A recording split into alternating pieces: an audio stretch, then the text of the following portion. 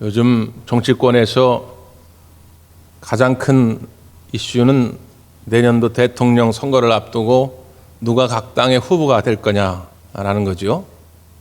그래서 지금 경선이 한참 진행 중입니다. 그러다 보니까 이제 국회의원이나 시의원, 도의원, 구의원, 정치인들 많은 사람들이 이제 유력한 후보 곁으로 갑니다. 그래서 나는 친 이재명 편에 섰다. 나는 친 이낙연 편에 섰다. 아니면 야당에서는 나는 친 윤석열 라인에 섰다. 나는 친 홍준표 편에 섰다. 그런 말들을 종종 합니다. 여러분도 다 입장이 있겠죠. 여러분 어느 편에 서 있습니까? 크게는 말하지 마시고 서로 또 크게 얘기하면 시험거리 됩니다.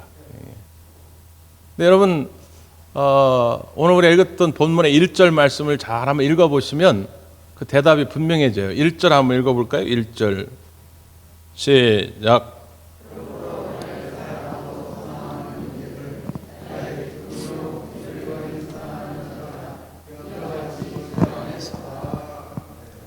네, 여러분은 지금 누구 편에 서 있습니까? 그렇죠. 우리는 자나깨나 주님 편에 서 있는 것이죠. 네. 교회 안에서 여당 편에 서 있다, 야당 편에 서 있다 이런 얘기하다가 서로 마음 상할 필요가 없어요. 우리는 그냥 무조건 예수님 편에 서 있는 것입니다. 공동번역 성경에 보면 주 안에 서라 이 말씀을 어떻게 번역해 놨냐면 주님을 믿으며 굳세게 살아가십시오 이렇게 번역해 놨어요. 그러니까 주 안에 선다고 하는 것은 주님을 꽉 붙잡고 주님만 믿고 의지하면서 굳세게 살아가는 것입니다. 인생에 비바람이 불든지 안 불든지 신앙에 어떤 유혹이 있든지 없든지 요즘처럼 코로나가 우리를 괴롭게 하든지 말든지 그런 것과 관계없이 우리는 그저 예수님만 꽉 붙잡고 서 있는 거예요. 그게 주 안에 서 있는 것입니다. 여러분 왜 정치인들이 유력한 후보 옆으로 가서 다 서 있게 될까요? 결국은 다 미래의 자기의 정치적인 입지 때문에 그렇습니다. 자기가 지지하는 후보가 대통령이 돼야 자기가 가서 정부 요직에 앉기도 하고 아니면 다음번 총선 때 의원 후보로 나올 수 있는 가능성이 많아지게 되고 이런저런 일들 때문에 지금 유력한 후보를 지지하게 되잖아요. 여러분이 왜 주 안에 서야 합니까? 왜 예수님 편에 서야 합니까? 오늘 1절의 말씀은 그러므로 이렇게 시작됩니다. 원인과 결과를 연결해 주는 접속사잖아요. 그러니까 앞에 어떤 이유가 있어요. 근거가 있습니다. 이런저런 이유가 있으니까 그러므로 너는 주 안에 서라 이런 것이거든요. 그럼 그 이유가 무엇일까요? 앞에 3장 20절 21절 제가 읽습니다. 그러나 우리의 시민권은 하늘에 있는지라 거기로부터 구원하시는 자 곧 주 예수 그리스도를 기다리노니 그는 만물을 자기에게 복종하게 하실 수 있는 자의 역사로 우리의 낮은 몸을 자기 영광의 몸의 형체와 같이 변하게 하시리라 말씀합니다. 20절에 뭐라고 말씀합니까? 우리는 어디에 시민권을 가지고 있다고요? 하늘나라, 천국의 시민권을 가지고 있다는 것입니다. 빌립보는 군사도시입니다. 로마 황제가 빌립보 지역에 많은 군사들을 주둔시켰어요. 그러다 보니까 거기서 군생활을 하다가 정년이 되어서 전역한 많은 퇴역 군인들도 있습니다.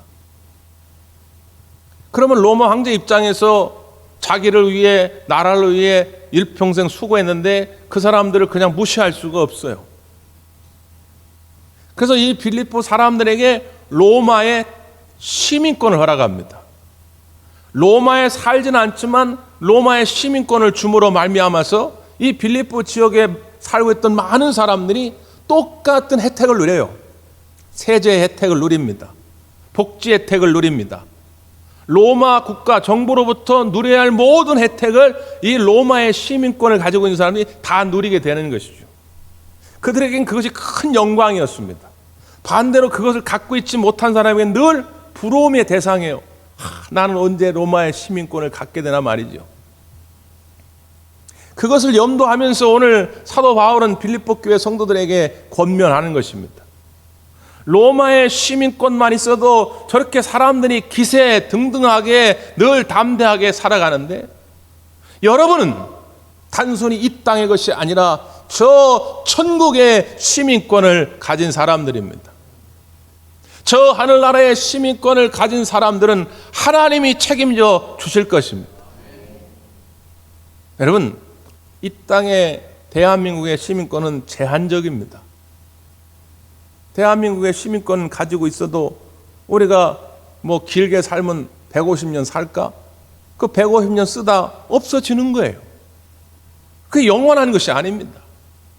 그러나 천국의 시민권은 우리에게 영원히 주어질 거라는 거예요. 그러니까 그런 사람들은 다시 오실 주님을 기다리노니 이렇게 말씀합니다. 그러니까 우리의 소망은 어디 있느냐? 다시 오실 그 주님을 기다리는 거예요. 그러니까 늘 천국의 시민들은, 이 시민권을 가진 사람들은 늘 소망이 있습니다. 비전, 꿈이 있어요. 뿐만 아니라 그 다음 21절에 보면 그는 만물을 자기에게 복종하게 하실 수 있는 자의 역사로 이렇게 되어 있습니다. 그 예수님은 어떤 분이냐? 만물을 다 자기에게 복종시킬 수 있는 창조주 하나님이시라는 거예요. 전능하신 분이라는 거예요. 못하실 것이 없는 분이라는 것입니다. 대한민국 대통령 위대하죠. 우리나라 올해 선진국 됐으니까. 예? 이제는 G7까지는 아니더라도 G8까지는 들었으니까. 모든 무역 규모가 10위권은 되니까 이제 대한민국의 품격, 국격이 굉장히 올라갔습니다. 그러나 그 대한민국의 대통령보다도 수천, 수만 배의 능력을 가신 하나님께서 오늘 너희 가운데 오실 것이다. 그분이 오셔서 어떻게 하느냐? 우리들의 낮은 몸을 자기 곧 예수님의 영광의 몸의 형체와 같이 변하게 하시리라. 우리의 이 천한 몸, 이 제약된 몸, 지옥에 떨어져야 할 이 몸을 예수님처럼 영광스러운 몸으로 저 영원한 천국의 백성으로 주님이 바꾸어 주실 것이라는 거예요. 여러분, 로마의 시민권 하나만 얻어도 기세등등합니다. 모든 문제가 해결됩니다. 만사형통입니다. 그런데 그것과는 비교할 수 없는 천국의 시민권이 너에게 있다는 것입니다. 그러므로 주 안에 서라는 거예요. 흔들리지 마라. 언제나 주님 편에만 서라는 것입니다. 시편 23편 다윗은 그래서 고백하죠. 여호와는 나의 목자시니 내가 부족함이 없으리로다. 그가 나를 푸른 풀밭 쉴 만한 물가로 인도하신도다. 양이 목자에게 언제 대가를 지불한 적이 있습니까? 양은 목자에게 무엇을 내본 적이 없지만, 그러나 목자는 자기 양을 목숨을 걸고 그렇게 푸른 풀밭 쉴 만한 물가로 인도하신다는 거예요. 하나님이 그렇다는 것입니다. 왜? 우리는 천국의 시민이기 때문에. 아프가니스탄에서 문제가 발생하니까 선진국은요, 각자 나라의 비행기를 띄워가지고 자국의 백성을 구하러 갑니다. 우리도 비행기를 띄워가지고 우리나라 대사관 직원들, 가족들, 우리나라 무역 상사 직원들, 심지어 우리한테 협조했던 특별 기여자들 구하러 가잖아요. 우리가 무슨 미국 사람 구하러 안 가잖아요. 우리가 무슨 일본 사람 구하러 가는 거 아니잖아요. 왜? 우리는 대한민국의 시민권을 가진 사람을 대한민국이 책임져야 하니까 가서 데려오는 것입니다. 하나님이 우리를 그렇게 책임져 주신다는 거예요. 시편 23편 3절은 그래서 그렇게 이어져 갑니다. 내 영혼을 소생시키시고 자기 이름을 위하여 의의 길로 인도하시는 듯. 하나님의 이름을 위하여 우리를 의의 길로 인도해 가신다는 거예요. 우리가 죄의 길로 빠지면 하나님의 영광이 가리니까. 하나님의 백성이, 나의 자녀가 저 사탄과 마귀의 노예로 사는 것을 하나님이 그대로 두고 볼 수가 없기 때문에, 하나님의 백성은 하나님이 책임지셔야 하기 때문에 의의 길로 끌고 가신다는 것입니다. 그러니 주님 편에 서라는 거예요. 다른 거에 현혹되지 말라고 하는 것입니다. 내가 사망의 음침한 골짜기로 다닐지라도 해를 두려워하지 않을 것은 주께서 나와 함께 하시니라. 주의 지팡이와 막대기가 나를 안위하시나이다. 여러분, 전능하신 하나님의 지팡이와 막대기가 나를 지금 지키고 계시다고 하는 것입니다. 왜? 우리는 천국 시민권자이기 때문에. 오늘 이 확실한 주의 말씀을 여러분 믿음으로 받아들이시고 언제나 주님 안에 서는 여러분이 되시기를 간절히 바랍니다. 그래서 앞으로 주 안에 서라라고 하는 큰 주제를 가지고 몇 주간 말씀을 나누려고 합니다. 이것은 우리의 믿음의 기초이기 때문에 그렇습니다. 코로나 이 시대를 맞이해 가지고 많은 성도들이 믿음의 기초가 흔들리는 것을 볼 때 얼마나 안타까운지 모릅니다. 쉽지 않죠. 지금 쉽지 않은 우리가 어둠의 터널을 지나고 있습니다. 누가 누구를 손가락질하고 비방하고 그럴 게 아니라 우리 모두가 다 어려움을 겪고 있습니다. 이럴 때일수록 항상 우리는 기억해야 할 것이 뭐냐? 기초를 튼튼히 해야 됩니다. 기초. 다 아는 내용입니다. 오늘의 이 본문의 말씀도 우리가 다 아는 내용이지만 다시 한번 우리의 믿음의 기초를 세우기 위해서 주 안에 서라라고 하는 주제로 몇 주 말씀을 나누려고 하는 것입니다. 오늘 첫 번째 시간, 주 안에서 기뻐하라는 것입니다. 자, 4절의 말씀인데요. 함께 읽죠. 시작. 주 안에서 항상 기뻐하라. 내가 다시 말하노니 기뻐하라. 항상 기뻐하라는 것입니다. 여러분, 우리의 삶이 항상 every day, every time, 그걸 항상 그렇게 기쁠 수 있을까요? 기쁜 일이 물론 있죠. 저는 요 근래 가장 큰 기쁨이 하나 있습니다. 내일 우리 아들이 제대합니다. 기쁘시죠? 남의 얘기라고 또 그렇게 모른 척하지 마시고. 아니, 아들이 군대가 있으니까 뉴스에서 무슨 군에서 사고 난 뉴스만 나와도 귀가 쫑긋 세워지는 거예요. 그리고 괜히 걱정이 되는 거예요. 그리고 요즘 애들이 왜 SNS에 군에 그 밥을 제대로 안 준다고 부식이 부실하다고 막 사진 찍어 올리잖아요. 그럼 괜히 또 걱정이 되는 거예요, 그게. 근데 내일이면 이제 끝납니다. 이게 얼마나 기쁜 일인지. 근데 여러분, 늘 그렇게 기쁜 일만 있냐 그 말이에요. 목사님들이 이렇게 만나가지고 요즘도 계속 만나면 목회자들이 두 가지의 입장 때문에 계속 고민입니다. 이게 하나는 어쨌든 방역 수칙을 잘 따라해서 우리 성도들의 건강을 지키고 이 나라 국민들의 건강을 지켜야 한다는 입장도 있고, 그렇다고 해가지고 그냥 가만히 있자니 교회 부흥에 여러 가지 저해가 되고, 그 교회 부흥을 위해서 뭔가를 강하게 하자니 또 방역 수칙에 걸리고, 저뿐만 아니라 지금 한국계 목회자들이 정말 많은 고민을 하고 있어요. 이게 어렵습니다. 항상 이게 기뻐할 일만 있는 건 아니다 그 말이죠. 그래서 전제가 있다고 말이에요. 전제가 뭐예요? 주 안에서. 그냥 우리의 삶에 그냥 드러나는 모습을 가지고는 항상 기뻐할 수가 없어요. 그러나 주님 안에서 항상 기뻐하라는 것입니다. 주 안에서라고 하는 말을 좀 더 쉽게 의역하면 주님 때문에 이렇게 되는 거예요. 주님 때문에 기뻐하라는 것입니다. 나를 죄에서 건지신 그 주님 때문에, 여전히 오늘도 나와 함께 하시는 그 주님 때문에, 나의 저 미래의 천국을 향해 달려갈 때에 나를 끝까지 끌고 가시는 그 주님의 은혜 때문에 항상 기뻐하라는 것입니다.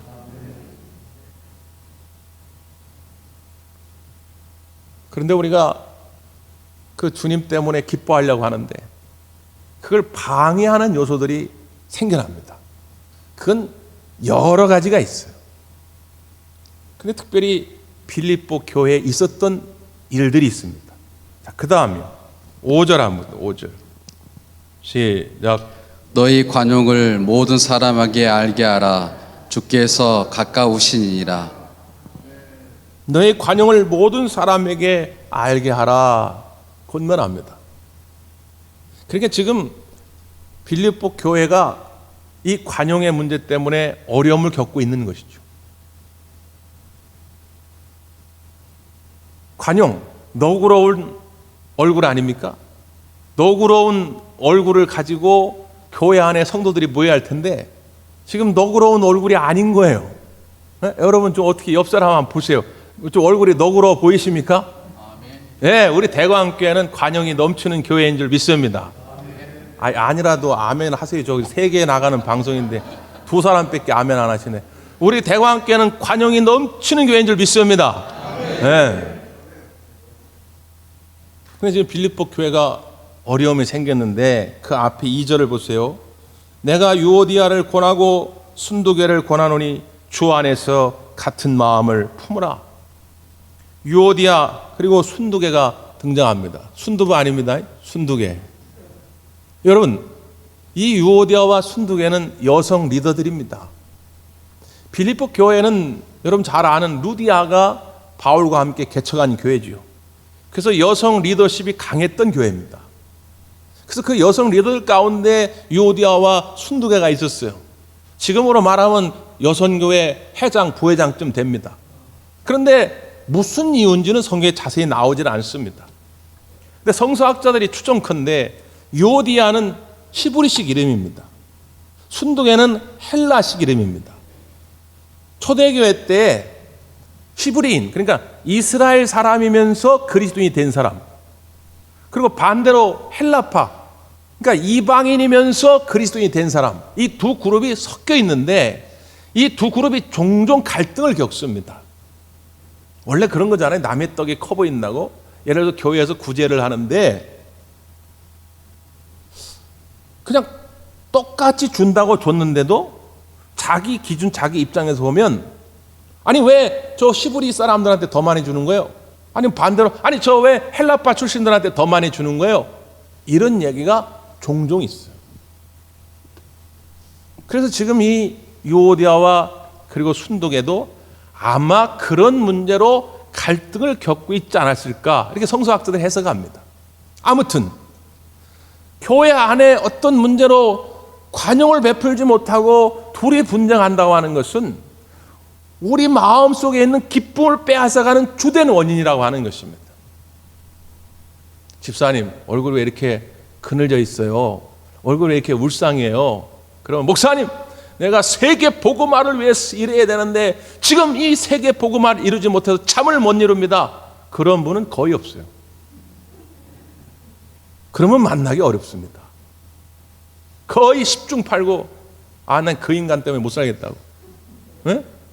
난 그 인간 뵈기 싫어서 내가 살 수가 없어. 그게 교회 안에서, 직장 안에서, 심지어 가정, 아주 가까운 사람 안에서 이런 관계의 갈등들이 우리의 마음의 기쁨을 빼앗아 가는 것 아닙니까? 그래서 오늘 말씀은 권면합니다. 주 안에서 같은 마음을 품으라. 여러분 같은 마음을 품는다는 건 쉽지 않죠. 우리 대한민국이 정치적 수준이 높아져가지고 국민들이 생각이 다 많아요. 여러분 여기서 한 사람씩 나와가지고 나는 대통령 후보 누구를 지지합니다. 그 이유는 무엇입니다. 얘기해 보십시오. 그럼 다 말씀합니다. 다. 여기 생각이 없는 분들이 없어요. 다 정치 평론가들입니다. 마음을 어떻게 같이 품습니까? 교회를 어떻게 하면 부흥시킬 수 있겠습니까? 대광교회 나아갈 바를 말해 보십시오. 해도 다 생각이 많을 거예요. 이걸 어떻게 같은 마음을 품냐 그 말이에요.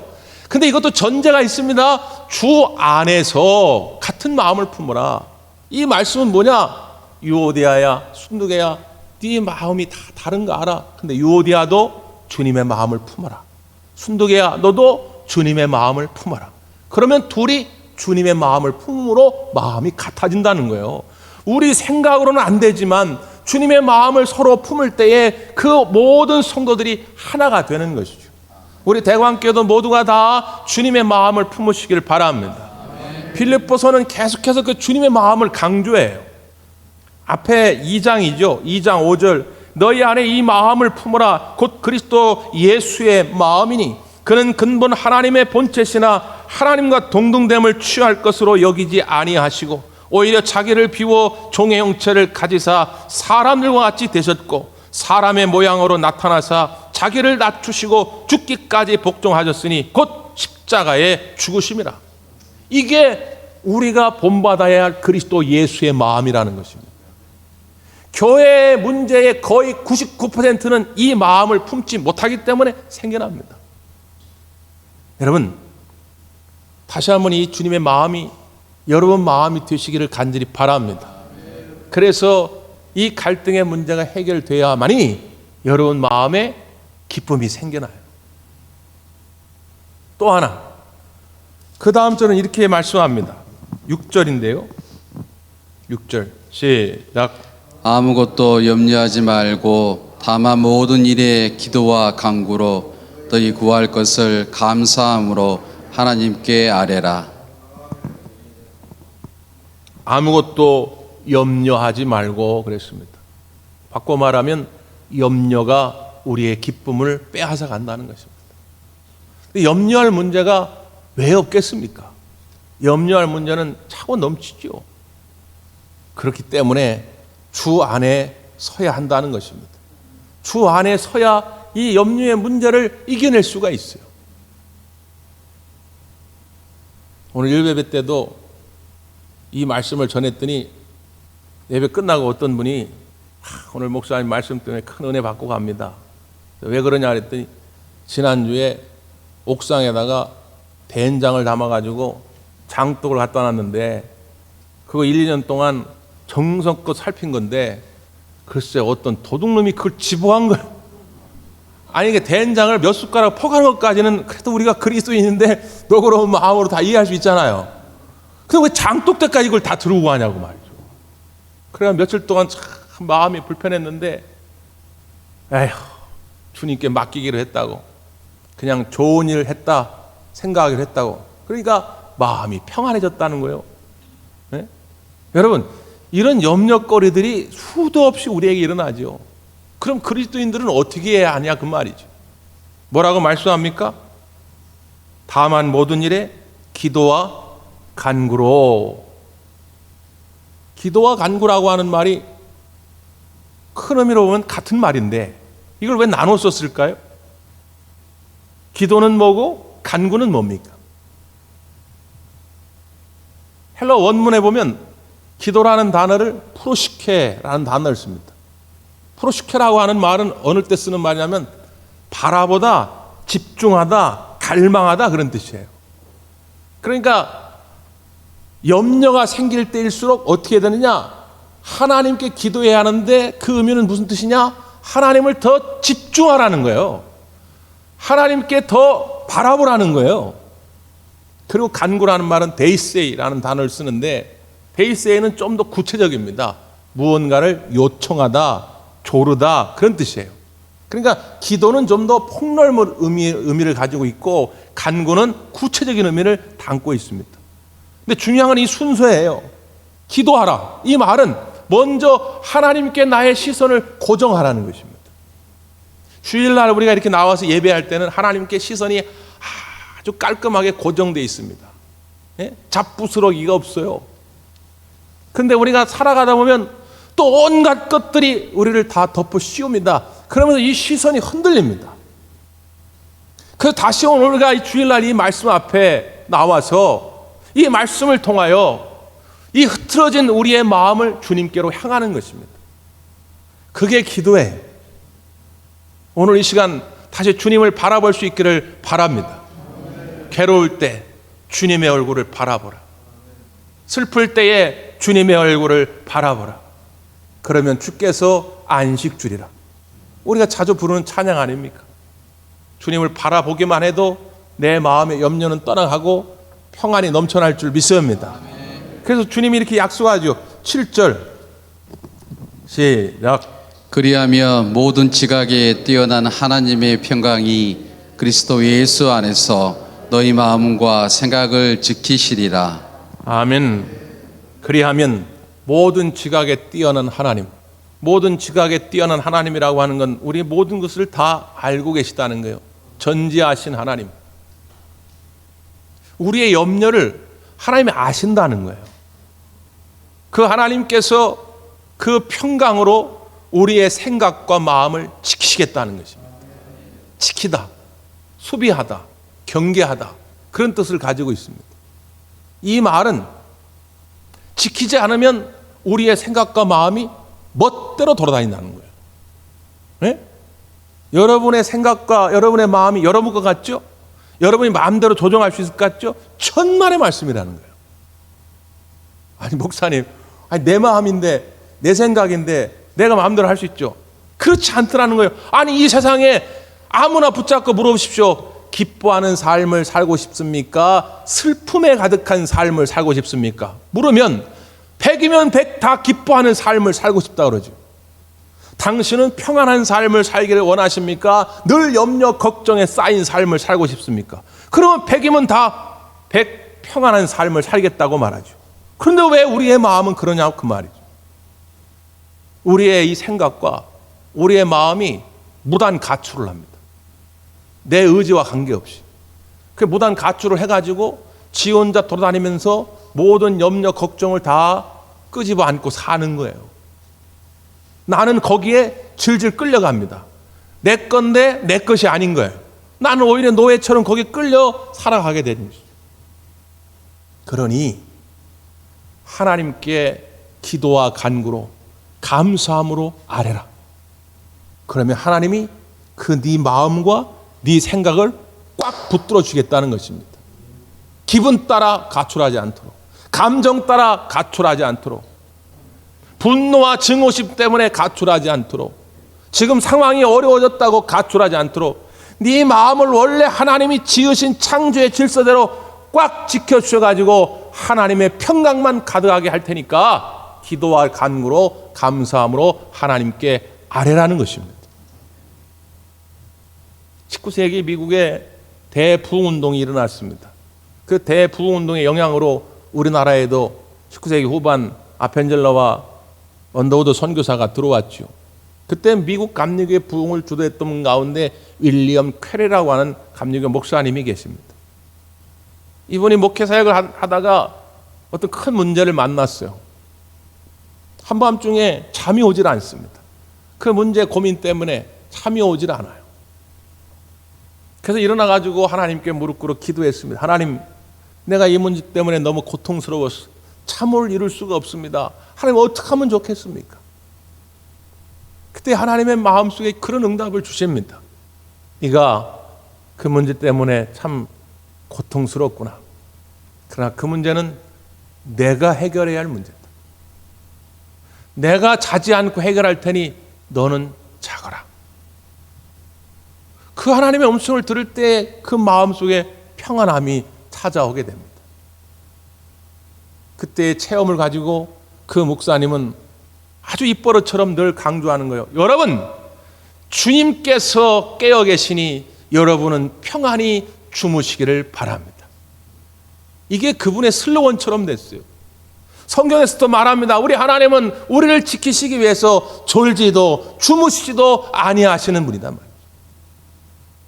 여러분이 주무실 때도 우리 하나님은 깨어서 여러분의 문제를 살피실 것입니다. 그러므로 평안히 주무시기를 바랍니다. 주님이 행하실 것이니까, 주님이 일하실 것이니까 주님 앞에 여러분의 염려를 맡기시고 여러분 마음속에 기쁨과 평강이 회복되어지기를 간절히 바랍니다. 기도하겠습니다.